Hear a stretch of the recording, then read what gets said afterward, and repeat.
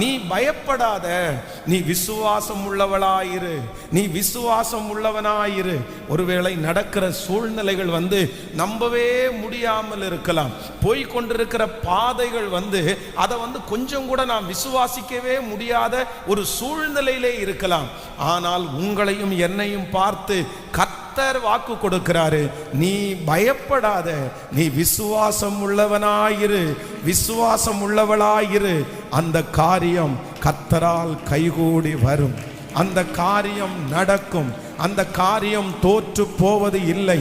அந்த வியாதி சுகமாகும், அந்த பிரச்சனையிலிருந்து ஒரு விடுதலையை கர்த்தர் தருவார். எந்த காரியத்திற்காக கலக்கத்தோடு யவீருவை போல் இருக்கிறீர்களோ, கர்த்தர் வாக்கு கொடுக்கிறார். அந்த காரியத்திலே கர்த்தர் வாக்கு கொடுக்கிறார், நீ விசுவாசமாய் மட்டும் இரு, நீ விசுவாசமாய் மட்டும் இரு.